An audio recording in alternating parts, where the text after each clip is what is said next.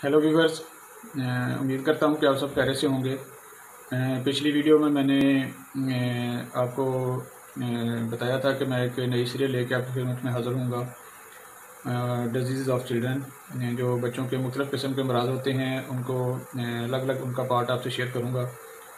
तो उसमें मैंने ये भी आपको बताया था कि जो सबसे पहले मैं वीडियो अपलोड करूँगा वो जो छोटे बच्चों को मौसम सरमा में विंटर में जो सर्दी ज़्यादा लग जाती है, इसके पीछे क्या वजूहत होती हैं और इसका होम्योपैथी में हम क्या इलाज कर सकते हैं। इनको क्योंकि मौसम सरमा में ख़ास हिफाजत की ज़रूरत होती है, इनकी एहतियात की ज़रूरत होती है, क्योंकि छोटे बच्चे जो होते हैं वो मौसम से ज़्यादा मुतासर होते हैं।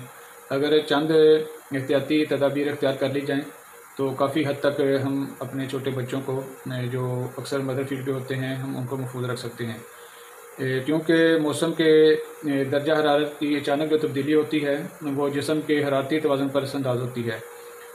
बड़ों की निस्बत छोटे बच्चों की, क्योंकि क़ुव्वत मुदाफ़ियत कम होती है तो इसलिए वो जल्दी मुतासर हो जाया करते हैं।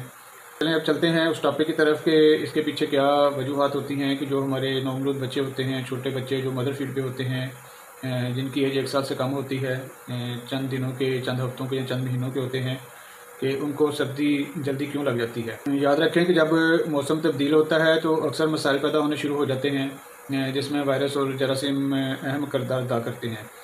और इसके अलावा जो वजूहत होती हैं, समटाइम ये होता है कि जो मदर्स होती हैं वो बच्चों को इतने ज़्यादा कपड़े पहना देती हैं, गर्म कपड़े के, जो उनकी सेहत के लिए ठीक नहीं है।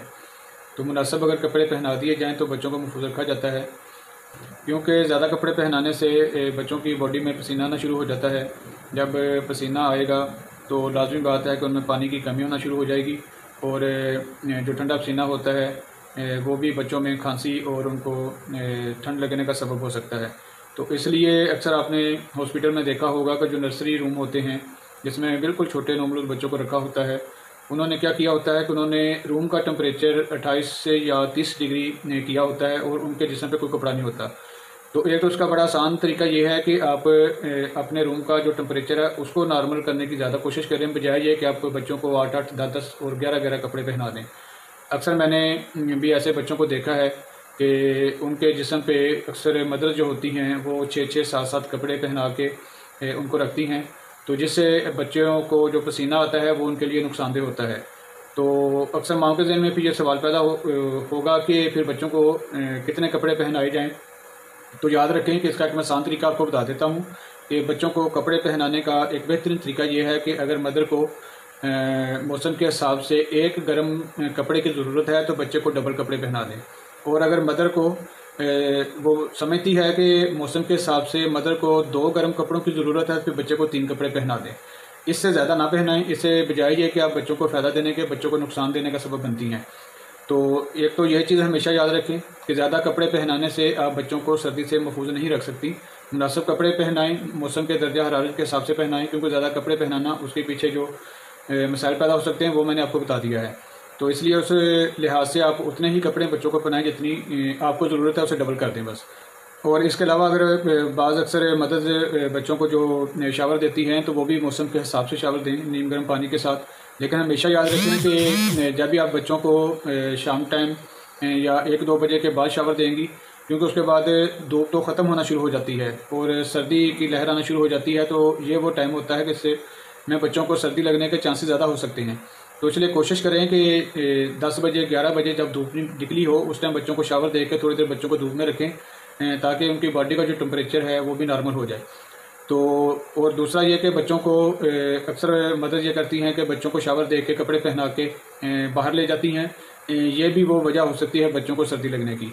और इसके अलावा क्योंकि जो नवमौलूद बच्चे होते हैं जो मदर फीड पे होते हैं, क्योंकि उनकी सेहत का दारोमदार मदर पर होता है, तो इसलिए ऐसी मदर्स को भी अपनी एहतियात करनी चाहिए कि ठंडे पानी का इस्तेमाल ना करें, ठंडे मशरूबात इस्तेमाल ना करें, ठंडी चीज़ों से परहेज़ रखें, क्योंकि अगर मदर को सर्दी लग जाएगी तो क्योंकि जो नवमौलूद बच्चे हैं वो मदर फीड पे हैं, तो फिर कभी अमकान होता है, चांसेस बहुत ज़्यादा होते हैं कि फिर ऐसे बच्चों को भी सर्दी लग सकती है।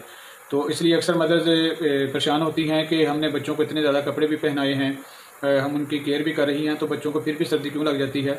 तो ये वो वजूहत होती हैं जो मैंने आपसे शेयर की हैं कि जिससे आप जितना मर्ज़ी बच्चों को कपड़े पहना लें, जब तक जो ये मैंने एहतियाती तदाबीर बताई हैं इनको नहीं अपनाएंगी तो बच्चे सर्दी से महफूज नहीं रह सकते। उनको किसी ना किसी तरह सर्दी लग जाएगी, उसमें उनको नमूनिया भी हो सकता है, चेस्ट इन्फेक्शन भी हो सकती है, प्लोरेसी भी हो सकती है और उनकी पसलियों में पेन भी हो सकता है। तो जब अक्सर मदर्स बहुत ज़्यादा कपड़े पहना देती हैं बच्चों को, क्योंकि पसीना आया होता है तो वो रोते हैं, तो मदर्स परेशान हो जाती हैं कि बच्चे सर्दी लग रही है, क्या वजह है, वो ऊपर से और कंबल दे देती हैं। तो हो सकता है कि जो क्योंकि बच्चे ज़्यादा मुतासर होते हैं, उनकी बॉडी का टेम्परेचर उनके जिस्म के हिसाब से अगर नॉर्मल रहेगा तो बच्चे ठीक रहेंगे। अगर ज़्यादा हीटअप कर देंगे तो फिर भी बच्चे परेशान होंगे, और अगर कम कर देंगे उनके कपड़े बहुत ज़्यादा तो फिर भी बच्चे परेशान होंगे। तो इसलिए सबसे बेहतरीन तरीका मैंने आपको बताया है कि जैसे अस्पतालों में नर्सरी रूम्स में जो रूम का टेम्परेचर रखा जाता है 28 या 30 डिग्री, तो आप अपने जो घर के रूम्स में अगर सहूलत मौजूद है तो कुछ देर हीटर वगैरह जलाकर कमरे का टेम्परेचर नॉर्मल कर दें और बच्चों के कपड़े कम कर दें। तो ये भी एक बड़ा बेहतरीन तरीका है बच्चों को महफूज रखने का। और इसके अलावा जो दूसरे बच्चे होते हैं जो 1 साल से ऊपर होते हैं, उनको भी सर्दी लग जाती है, उनको भी नमूनिया हो जाता है। उसके पीछे भी इसी तरह की वजूहत होती हैं कि अक्सर बच्चे क्योंकि कपड़े बहुत ज़्यादा पहने होते हैं वो बाहर निकल जाते हैं। अगर वो ऐसे फर्श पे चलेंगे, अगर उन्होंने सॉक्स नहीं पहने हुए और ऐसे फर्श पे चलेंगे जिसके ऊपर कारपेट या कोई क्लीन नहीं बिछा हुआ, तो ऐसे बच्चों को पाँव के ज़रिए सर्दी लगने के चांसेस बहुत ज़्यादा होते हैं। तो इसलिए ऐसे बच्चों को सॉक्स पहना के रखें और कोशिश करें कि ऐसे फर्श पर वो नंगे पाँव ना चलें कि जिसके ऊपर कोई क्लीन या कोई कारपेट नहीं बिछा हुआ। और जो बच्चे क्योंकि चलना शुरू कर देते हैं तो उनकी कोशिश होती है कि वो पानी के साथ खेलें। तो अक्सर बच्चे क्योंकि पानी में रहना पसंद करते हैं, पानी में खेलते हैं, उस टाइम तो बच्चों को महसूस नहीं होता, लेकिन मदर्स को ज़रा एहतियात करनी चाहिए कि ऐसे बच्चों के फ़ौरन कपड़े तब्दील कर देने चाहिए और उनको खुश कर देना चाहिए। तो इससे भी बच्चों को काफ़ी हद तक महफूज रखा जा सकता है।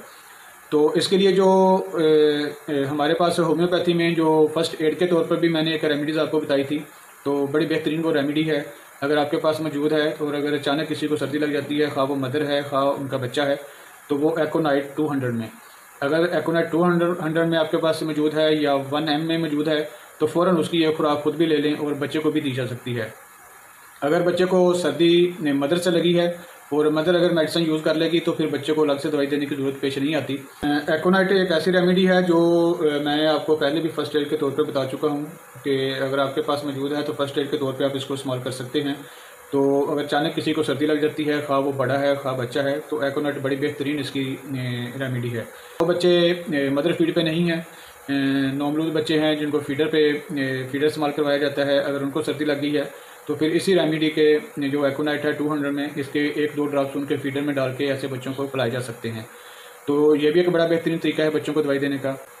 और जो मदर फीड पे हैं अगर उनको डायरेक्ट दवाई देनी है तो उसका एक बेहतरीन तरीका मैं आपको बता देता हूँ। वो ये है कि आप एक डिस्टल वाटर ले लें एक ड्रॉपर में, उसमें 3-4 ड्रॉप्स एकोनाइट 200 के डाल के उसको महफूज रख लें। अगर बच्चे को सर्दी लगी है, अगर आपको शुरू में पता चल गया है, तो फ़ौरन 2-3 ड्रॉप उस डिस्टल वाटर में जो आपने दवाई बना के रखी है वो बच्चे के मुंह में डाल दें। इस तरीक़ा से भी बच्चों को दवाई दी जा सकती है। अगर बिल्कुल बच्चे चंद दिन के हैं, अगर उनको आप दवाई नहीं दे सकते, कोई ज़रिया दवाई देने का नहीं है, तो फिर अगर वो मदर फीड पे हैं तो फिर ऐसी मदर जो है वो खुद दवाई यूज़ करें। तो ये एक बेहतरीन जो रेमेडी थी मैंने आपसे शेयर की है एकोनाइट 200 में या 1 में। तो अगर ये आपके पास मौजूद है, अक्सर हमने देखा है कि अगर कोई सफ़र करें या बच्चों को सर्दी लग जाए, उनके कान में दर्द शुरू हो जाती है, अगर बड़ों के कान में भी पेन शुरू हो जाती है सर्दी लगने की वजह से या शावर लेने के बाद, तो एकोनाइट 200 में या 1 में एक खुराक लेने से वो फ़ौरन जो मसाइल पैदा होते हैं सर्दी लगने से वो दूर हो जाते हैं। तो ये एक बड़ी बेहतरीन रेमेडी है। तो इस रेमेडी से खुद भी फ़ायदा उठाएँ और दूसरों को भी शेयर करें ताकि वो भी फ़ायदा हासिल कर सकें। अब जो इससे मैं नेक्स्ट वीडियो जो लेके आपकी खिदमत में हाज़िर हूँगा वो है कॉन्स्टिपेशन ऑफ चिल्ड्रन, छोटे बच्चों को जो कब्ज़ रहती है और उसका जो होम्योपैथी में हम इलाज कर सकते हैं वो आपसे शेयर करूँगा। और मेरी वीडियोज़ को देखते रहें ताकि बर वक्त वो वीडियो आप तक पहुँच सके। तब तक मुझे इजाज़त दें, अपनी दुआओं में याद रखें। अल्लाह हाफ़िज़।